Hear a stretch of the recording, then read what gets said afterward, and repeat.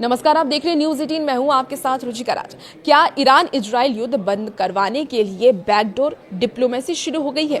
देखिए, बीते 12-13 दिनों में मिडिल ईस्ट की धरती आग उगल रही है। डोनाल्ड ट्रंप ने सत्ता संभालते ही ईरान पर मैक्सिमम प्रेशर की नीति तो लागू की, लेकिन अब वो खुद एक ऐसे दोहरे पर खड़े हैं जहां एक तरफ इजराइल की जिद है, दूसरी तरफ दुनिया में आर्थिक संकट की वजह से अर्थव्यवस्था को तबाह करती तेल की कीमतें।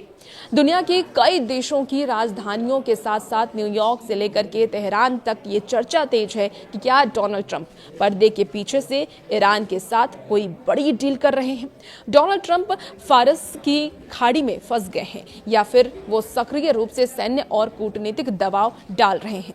देखिए, अमेरिका इजराइल ने ईरान के न्यूक्लियर साइट्स, मिसाइल फैसिलिटी और लीडरशिप पर हमले किए, जबकि ईरान ने हॉर्मुज स्ट्रेट बंद कर शिपिंग पर अटैक, इजराइल और गल्फ स्टेट्स पर मिसाइल ड्रोन हमले किए हैं। तेल प्रति बैरल $100 पार कर गया है।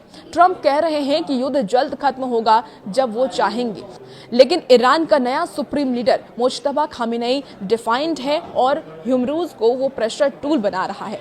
पहले 2025-26 में ओमान के जरिए न्यूक्लियर डील की बातचीत शुरू हुई थी। तब ट्रंप ने 60 दिन का डेडलाइन दिया था, लेकिन वो फेल हो गई और युद्ध शुरू हुआ।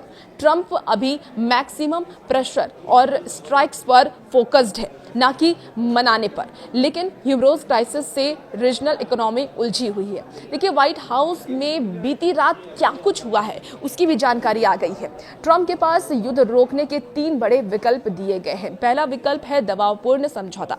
ट्रंप का सबसे पसंदीदा विकल्प मिनिमम प्रेशर है। अमेरिका ईरान के परमाणु ठिकानों और मिसाइल डिपो पर हमले जारी रख सकता है ताकि तेहरान घुटने टेक दे और बिना शर्त मेज पर आए। ट्रंप ने हाल ही में ये कहा है कि ईरान में अब टारगेट करने के लिए कुछ नहीं बचा है, जो कि इस बात का संकेत है कि वो युद्ध को एक निर्णायक अंत की ओर ले जाना चाहते हैं। दूसरी बड़ी वजह जो आई है वो तख्ता पलट का समर्थन।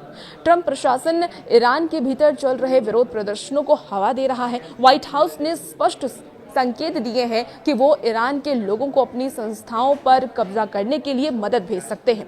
यदि ईरान के भीतर से सत्ता पलटती है तो इजराइल का खतरा अपने आप कम हो जाएगा। और तीसरी जो बड़ी शर्त है वो है बैकडोर न्यूक्लियर डील। ये सबसे चौंकाने वाला लेकिन व्यवहारिक विकल्प है।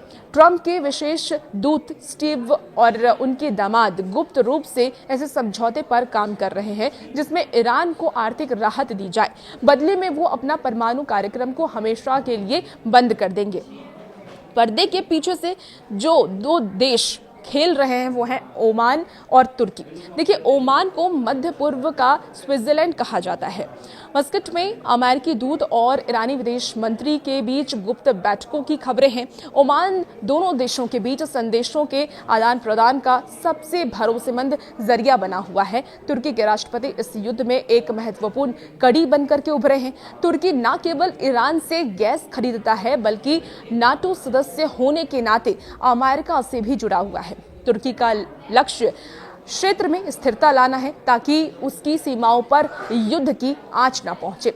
कतर भी इसमें अहम भूमिका निभा रहा है। कतर ने पहले भी हमास और इजराइल के बीच मध्यस्थता की है और इस बार भी कतर अमेरिकी ठिकानों पर हुए हमलों और ईरान की जवाबी कार्रवाई के बीच एक बफर का काम कर रहा है।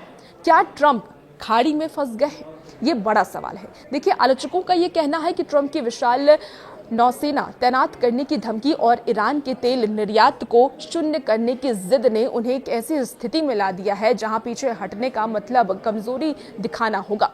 अगर ईरान स्ट्रेट ऑफ हॉर्मुज को पूरी तरीके से बंद कर देता है तो पूरी दुनिया में पेट्रोल के दाम $200 के पार जा सकता है, जो ट्रंप के घरेलू एजेंडे को बर्बाद कर देगा।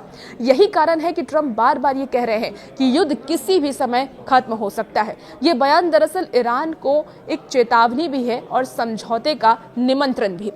अब देखना यह है कि क्या ट्रंप की डील मेकिंग की कला इस बार दुनिया को महायुद्ध से बचा पाती है या नहीं बचा पाती है।